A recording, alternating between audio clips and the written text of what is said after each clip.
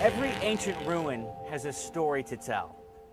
Now, most guidebooks give this structure behind me a couple of sentences, something like Arch of Titus, completed in 81 AD by Emperor Domitian. Not much reason to stick around and look at it for more than 20 seconds or so, then it's on to the Colosseum. But the Arch of Titus has a tremendous story to tell, the consequences of which are felt deeply even today. The arch is named after Roman Emperor Titus, who ruled from 79 to 81 AD. But the fact is, Titus never actually saw it completed in all its glory. It was finished after his death in order to appease the Roman citizens who pretty much hated his successor, Domitian. Now, Domitian not only completed and dedicated the arch, but he was also Titus's brother. Titus was the son of Roman Emperor Vespasian, a power-hungry but savvy political military leader and politician who stepped into the power void after Roman Emperor Nero committed suicide in 68 AD. Now, Vespasian's original military assignment was to put down a Jewish rebellion in the Roman province of Judea.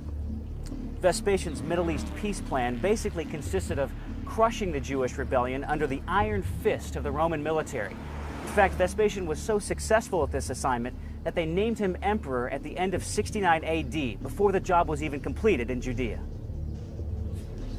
When Vespasian departed for Rome, he appointed his favorite military general to finish the job, his son Titus. And finish the job is exactly what he did, in an unusually brutal and bloody way. Titus systematically conquered all the remaining Jewish cities in Judea, slaughtering and enslaving hundreds of thousands of Jews. He then turned his attention to the crown jewel of the Jewish nation, the city of Jerusalem. Jerusalem had swelled far beyond its normal population.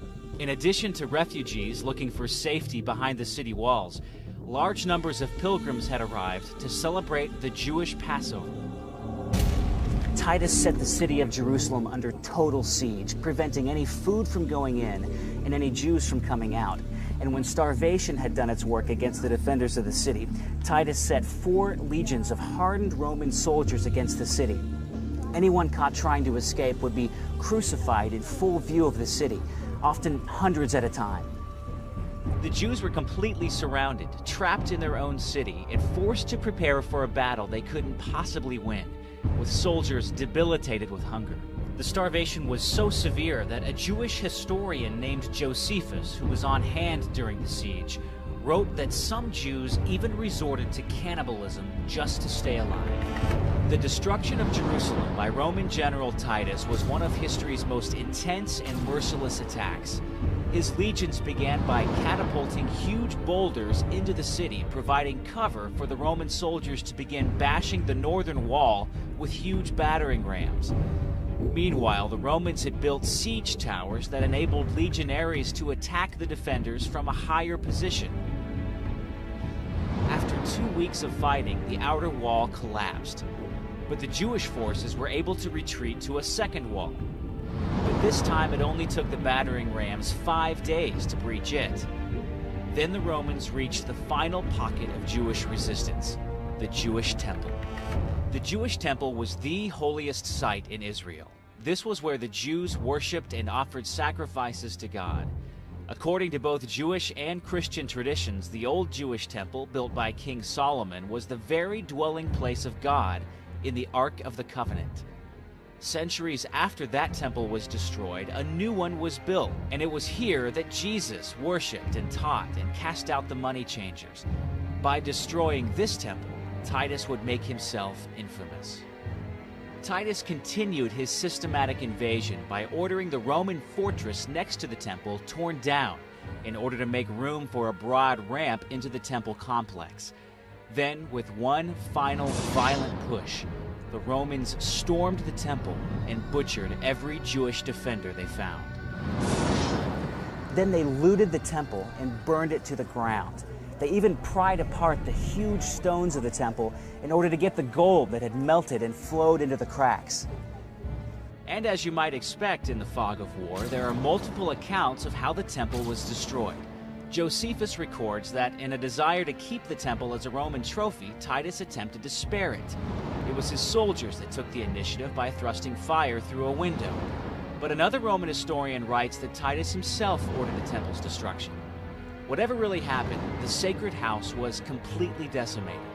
And as the massive flames reached into the skies, so too did the terrible wailing of the remaining Jews who knew their lives and religion would never be the same. The body count during Titus's relentless attack on Jerusalem was staggering. The surrounding valleys were soon filled with corpses that one defector estimated at over 115,000.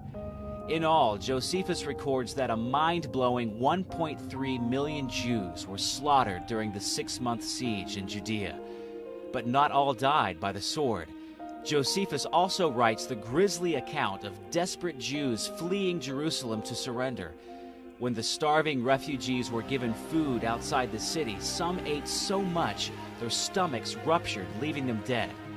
According to Josephus, Syrian and Arabian wanderers cut open the dead bodies, looking for coins and valuables that the Jews swallowed before fleeing the city.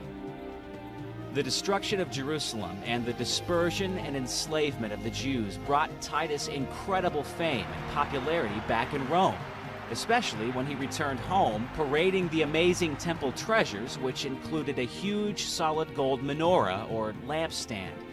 It also launched a persecution of Jews throughout the Roman world that would last for the next 1,800 plus years.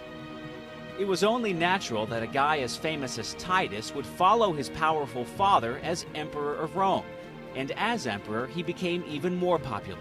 First, he declared his late father Vespasian to be a god.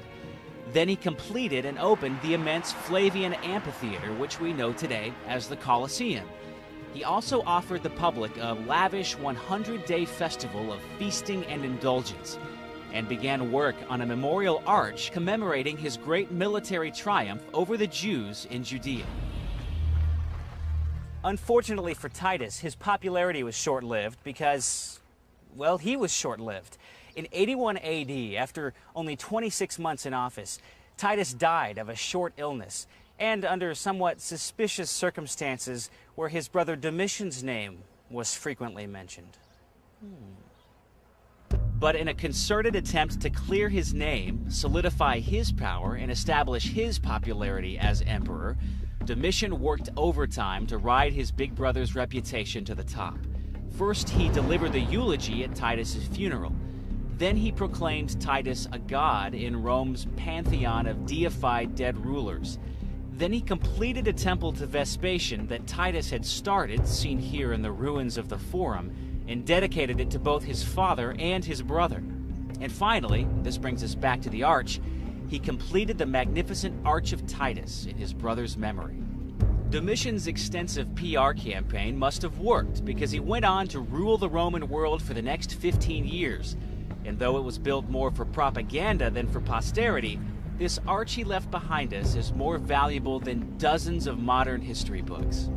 First, these carvings give us an almost photographic record of the kinds of loot the Romans brought back from the Jewish temple in Judea. We can clearly see the sacred menorah, the table of the showbread shown at an angle, and the silver trumpets which called the Jews to Rosh Hashanah. So we know that the descriptions we read in the Old and New Testaments of the splendor of Solomon's and Herod's temples are more than accurate. Some of that splendor found its way into the pockets of citizens all over the Roman Empire. The riches of the ransacked temple treasury in Jerusalem were used to strike Roman coins with the words Judea capta, meaning Judea captured. Pictured on one side is the face of Titus's father Vespasian, who was emperor during Jerusalem's fall. Pictured on the other side is the triumphant Vespasian standing under a palm tree behind a weeping Jewish captive. From the minting of tiny silver coins to the construction of the largest freestanding arch in Rome, Domitian impressed upon the world that his father and brother had successfully crushed, enslaved, and dispersed the Jewish nation. What Domitian didn't realize was that he carved in stone the evidence of an event many Christians believe was the direct fulfillment of a prophecy about Jerusalem and the temple made in the Gospels of the New Testament. These images freeze in time, an event that the New Testament tells us that Jesus of Nazareth foretold over 30 years before it took place. And Jesus said to them, Do you not see all these things? Assuredly I say to you, not one stone shall be left here upon another that shall not be thrown down. But when you see Jerusalem surrounded by armies, then know that its desolation is near. They will fall by the edge of the sword and be led captive among all nations, and Jerusalem will be trampled underfoot by the Gentiles.